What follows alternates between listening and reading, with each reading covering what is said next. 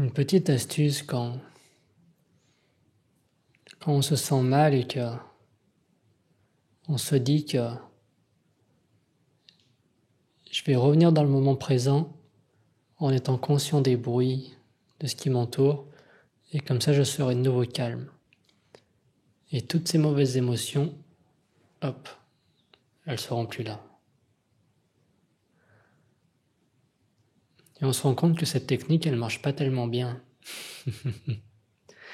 Et c'est même plutôt frustrant, parce qu'on se dit, regarde, j'essaye d'être zen, j'essaye d'être dans le moment, et ça marche pas, il y a toujours l'émotion qui est là.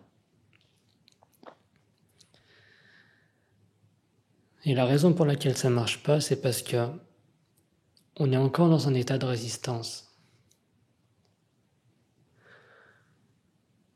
Est-ce qu'on peut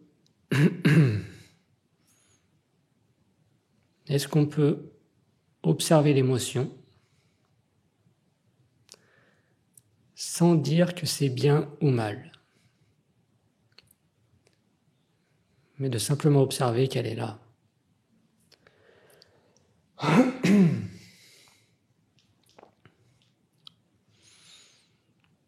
À partir de là, on peut voir l'émotion qui est là,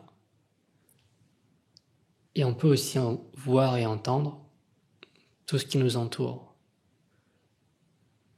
Et c'est là qu'on retrouve une harmonie. Il y a une différence entre être frustré par quelque chose qui s'est passé et essayer de se dire je vais écouter le son du frigo, je vais essayer d'écouter le son des oiseaux et comme ça je vais redevenir zen dans le moment. Et donc on essaye de supprimer l'émotion, on essaye de s'en séparer. Donc il y a une différence entre ça et on observe la frustration telle qu'elle est. C'est pas que c'est bien ou mal, on l'observe telle qu'elle est et on observe ce qui nous entoure avec ça. Donc il n'y a pas de résistance.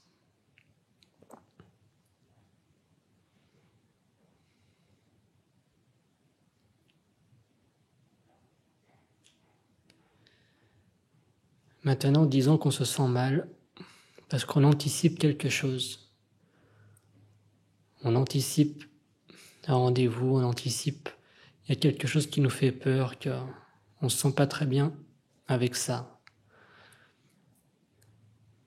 Et là, c'est pareil, si on essaye de se dire je vais essayer de rester dans le moment et ça ira mieux, ça va pas être très efficace. La meilleure façon, c'est surtout de se dire je vais me diriger là-bas et peu importe que ça se passe bien ou mal, peu importe. On prend les choses telles qu'elles sont, mais pas que ça se passe bien sur un piédestal. Car là, d'un coup, on est dans la pensée. On est de retour dans le monde des polarités. Mais plutôt que on va aller là-bas et on n'attend rien. On n'attend rien de la personne en face de nous, on va juste faire ce qu'on a à faire, du mieux qu'on peut avec ce qu'on a en ce moment.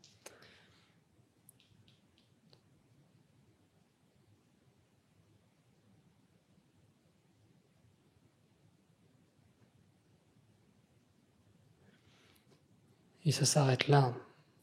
Parce qu'une fois qu'on ne dit pas que quelque chose est bien ou mal, on est de nouveau l'observateur. Ça marche aussi avec une douleur. On est en train de faire une longue marche à pied, on commence à avoir mal à la jambe, mal aux pieds. Il y a une différence entre la douleur et la souffrance. La douleur, il y a une douleur qui arrive au pied, et on en est conscient. Mais on ne dit pas que c'est bien ou mal, on ne dit même pas que c'est une douleur. On sent juste qu'il y a quelque chose, on n'y met pas d'étiquette. Et c'est là, c'est tout. Et on se rendra compte que ça se dissipe plutôt rapidement, contrairement à lorsqu'on repère quelque chose et qu'on fait tout un cirque dans notre tête, qu'on se dit « oh ça fait mal et je suis fatigué, il y a encore combien de temps, etc. » C'est là que d'un coup il y a tout qui prend une ampleur et que ça s'arrête pas. Mais si on peut regarder la douleur telle qu'elle est, qui a dit que la douleur c'est bien ou mal? On peut juste y observer tel que c'est. Et c'est pareil avec tout. Quelque chose s'est passé, quelque chose va arriver, on anticipe. Il y a une douleur émotionnelle, une douleur physique.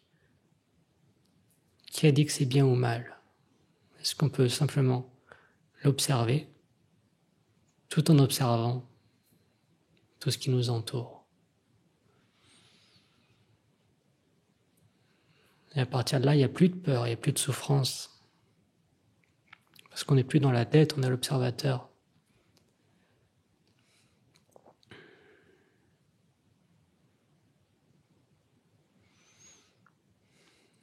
Merci.